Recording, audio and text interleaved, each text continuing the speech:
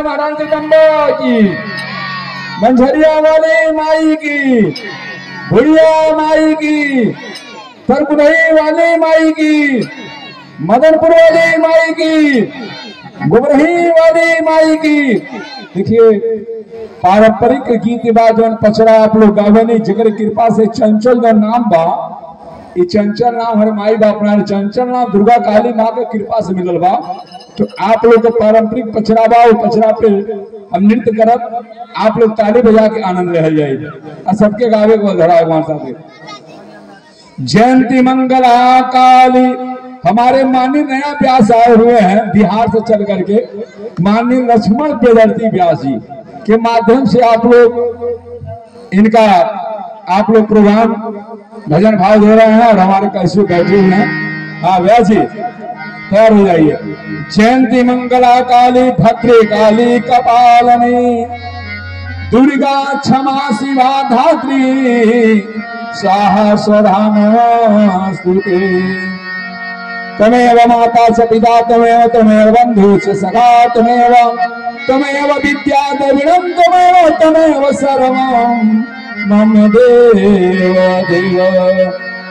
या तुसारहार्धला या सुरस्ताविता, या वीणावदंडमंडिका, या श्वेत पद्मासना, या ब्रह्माच्युत शंकर पृथ्वी देवहि सदा वंदिता, सावं पातु सरस्वती भगवती निशेष जाड्यापहा।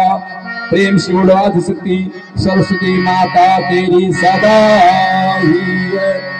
गाने का बोल हुई है कामन मैया गोर पारी, जी दोहरावे को आप कहता रहा। कामन मैया गोर पारी, अरे कामन मैया कारिया, कवन हो मैया, कामन मैया गोर पारी, कामन मैया कारिया, कवन हो मैया, अरे कामन हो मैया पारी आना कामन हो मैया।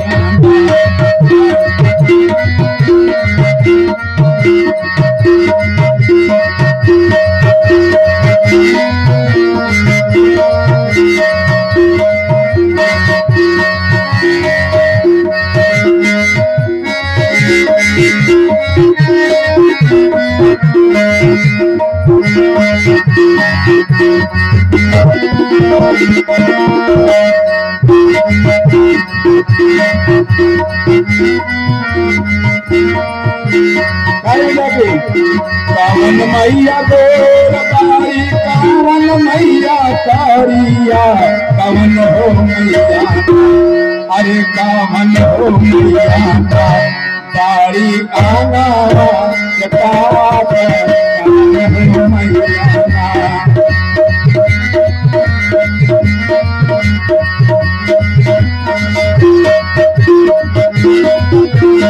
मैया।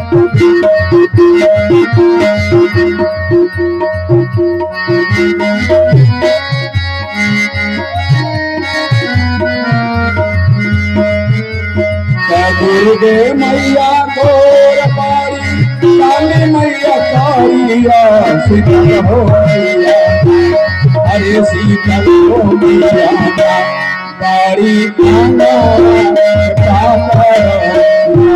मैया।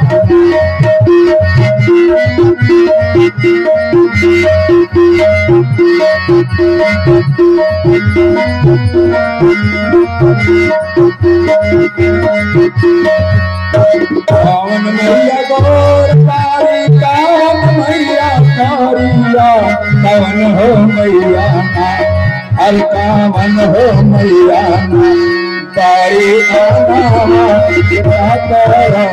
कामन हो मैया।